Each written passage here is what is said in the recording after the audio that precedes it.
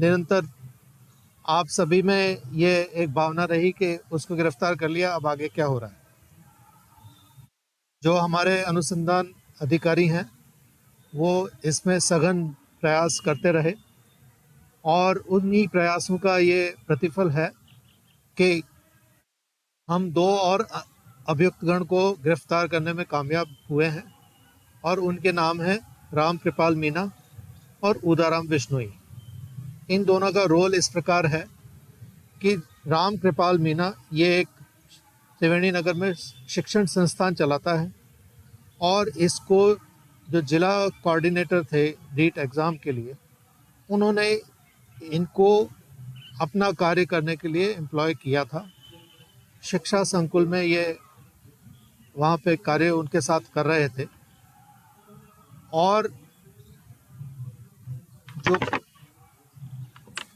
Papers जो आए थे जब रीट के, तो उन्हीं पेपर्स में से एक लिफाफा खोल के राम कृपाल मीना ने एक प्रश्न पत्र उसमें से चुरा लिया, लिफाफे को वापस बंद करके वहाँ पे जमा कर दिया। ये सारी कार्रवाई उनके द्वारा 24 सितंबर को की गई शाम 8 बजे। 25 सितंबर को प्रातः इन्होंने यह पेपर उदाराम बिश्नोई को दे दिया। इसके एवज में एक निश्चित धनराशि उसका सौदा हुआ। उस धनराशि जो निश्चित की गई थी उसी के एवज में इनको अब तक 1 करोड़ और 22 लाख रुपए प्राप्त हो चुके हैं, जो अभी तक की हमारी जो अनुसंधान है उससे ये प्रकट हुआ है। उदाराम बिश्नोई जिसने ये प्रश्न पत्र इनसे लिया, उसने फर्दर अपने एक और साथी के सहयोग से राज्य में अभी तक जो हमें पता चला है उसके अनुसार 7 ऐसे स्थान हैं जहाँ पे इन्होंने कुछ जो अभ्यर्थी थे उनसे पैसा लेकर और उनको इस प्रश्न पत्र के मैं उत्तर पढ़ाए। तो अभी हम ये कोशिश कर रहे हैं कि किसी प्रकार से उन सभी अभ्यर्थियों का पता लगाएं और उनको डिस्क्वालीफाई करवाने के लिए बोर्ड को लिखें और साथ ही जो हमारे अभियोग की जो स्थिति है उसमें उनके खिलाफ अग्रिम कानूनी कार्रवाई करें। जो इसमें अभी राम कृपाल मीना और जो उदाराम, इनके सहयोग के लिए और भी जो लोग रहे हैं उनकी भी अभी सरगर्मी से तलाश की जा रही और उनको भी आने वाले दिनों में गिरफ्तार किया जाएगा। जहां तक अभी इनकी गिरफ्तारी के पश्चात जो हमें स्टेप्स लेने हैं वो ये हैं कि एक तो हमारे जितने भी ऐसे कैंडिडेट्स हैं जो इससे लाभान्वित अगर हुए हैं तो उनका पता लगाकर उनके खिलाफ दोनों प्रकार की कार्रवाई करना जो अभी मैंने बताया। साथ ही जो पैसे का जो लेन देन हुआ है उसकी रिकवरी करनी और इस अनुसंधान को फर्दर आगे बढ़ाने से अगर और भी अभियुक्तगण का पता चलता है तो उनकी गिरफ्तारी सुनिश्चित करना, ये हमारा काम है। आपके अगर जो प्रश्न हो आप पूछ सकते हैं।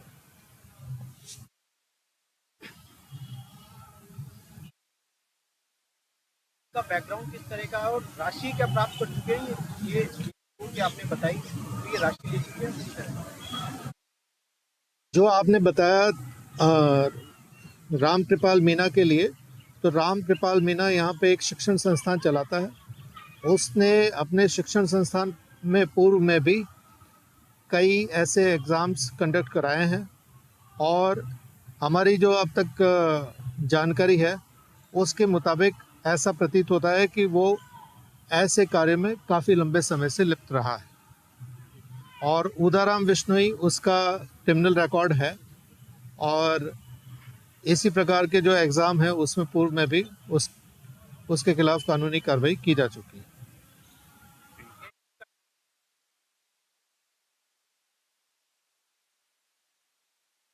इसमें सबसे पहले तो एक है आपराधिक, जो आपके कौन कौन लोग संलिप्त हैं। तो अभी तक जो अनुसंधान में आया है, तो जो मैं फर्स्ट स्टेज पे बता रहा हूँ कि किसने प्रश्न पत्र सबसे पहले लीक किया, तो वो राम कृपाल है। उसके बाद उदाराम है। उदाराम ने फर्दर अपने एक साथी के साथ मिलकर भजन लाल को दिया, और जिन जिन लोगों को उपलब्ध कराया, तो उनका अभी हम वो जितने भी अब डाउन द लाइन जितने भी लोग हैं, उनको अभी आने वाले दिनों में अरेस्ट करें। अब तक के लिए कितने अरेस्ट हो चुके हैं? 35 35 अरेस्ट हो चुके हैं अभी सो फार। अभी जो लेटेस्ट अपडेट है, दो लोग जो गिरफ्तार किए गए हैं, इसमें जो एक ऑर्गेनाइज उसको बताया गया है, सिस्टमेटिक लोगों को शामिल होने के इल्ज़ाम भी लगा रहे हैं कि जो नेता हैं, जैसे बीजेपी के सांसद हैं राजसभा के किरोड़ी लाल मीणा, उनके आरोप और कितने सही है, और आपकी इन्वेस्टिगेशन में उन चीज़ों को लेकर क्या करना है? वो मुझसे अभी कुछ दिन पहले की बात है। वो यहाँ पे जहाँ पे हम बैठे हैं, यहाँ पे ही उन्होंने धरना भी दिया था, और मुझसे कार्यालय में भी मिले थे। तो उन्होंने कुछ अनुसंधानिक बिंदु बताए थे। तो उनसे उस दिन भी मैंने यही कहा था। मैंने कहा कि वो उनका फरमाना था कि आप जल्दी गिरफ्तार करें। तो मैंने कहा गिरफ्तारी में हमारे अधिकारी लगे हुए हैं, और हो सकता है कि तत्क्षण हो जाए, और हो सकता है कि उसमें कुछ समय लगे। और ये भाग्य की बात है कि वो अगले दिन ही हमने भजन लाल को गिरफ्तार कर लिया। तो इन्वेस्टिगेशन में पेपर लीक जानकारी सामने आई, जी पेपर लीक हुआ है इन्वेस्टिगेशन। हाँ, अब आपका जो ये है, तो इसमें मुझे ये कहना है कि अभी तक भी जो हमने 35 जो गिरफ्तार किए, उसमें भी जो लाभान्वित रहे, उनको भी हमने अरेस्ट किया है। तो इस अभी जो एज ऑन डेट, अगर आज की स्थिति की बात करें, तो अभी भी मैं ये कहूँगा कि जो जो लाभान्वित हुए हैं, हम उनको तो अरेस्ट करेंगे, और उनको क्वालिफाई भी कराएंगे, ताकि जो एक्चुअल जो सही कैंडिडेट हैं, उनके हितों की हम रक्षा कर सकें। पेपर लीक होने के बाद बड़ी मात्रा में सर्कुलेट हुआ है, तो एसओजी अभी तक कितना मानती है, कितने लोगों के पास ये पहुंचा है, या आगे आपको लगता है कि कहीं और लोगों के पास गया लेकिन अभी तक वो पकड़ में नहीं आए? ये जैसा जो इसमें अगर इसकी इकोनॉमिक्स की बात करें, जो इनके एक निश्चित राशि थी और उसके अनुसार जो सौदा हुआ है, तो उसके अनुसार मुझे नहीं लगता है कि ये कोई बृहद स्तर पे इसको लीक किया गया हो, क्योंकि जिनसे अगर इनको पैसा लेना है, ये उन्हीं को बताएंगे। तो इस आधार पे मैं अभी निश्चित संख्या तो नहीं बता सकता, लेकिन मैं उस संख्या तक भी पहुंचने की कोशिश कर रहा हूं कि हम ये सुनिश्चित कर लें कि ये पेपर कितने लोगों तक पहुंच पाया। अभी तक सुनिश्चित नहीं है कि क्या आप मानते हैं कि उनके परिवारवाद में भी कहीं कहीं ये पेपर पहुंचा होगा, जिनके पास जिसने खरीदा है, क्या उनके अपने परिवार वालों को भी सर्कुलेट किया होगा?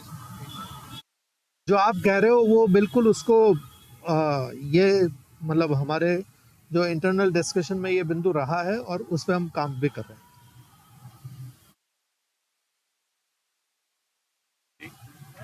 बाड़मेर में भी एसओजी ने कार्रवाई की कोयले को लेकर के, बाड़मेर में कोयले को लेकर के बड़ी कार्रवाई। अभी रेट की बात करूं,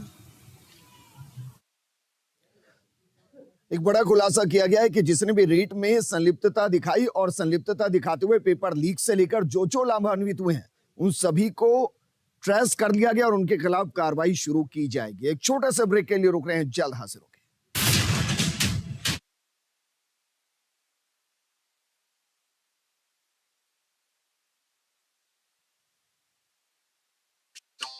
ए छोरा, मने भी तो दे, ऑडियो भी बता कि टिकली खावा से क्यों रोवे? तू किधर खाए, थारा तो दांत भी नहीं है। अरे बुद्धू, टिकली खावा में दांत की जरूरत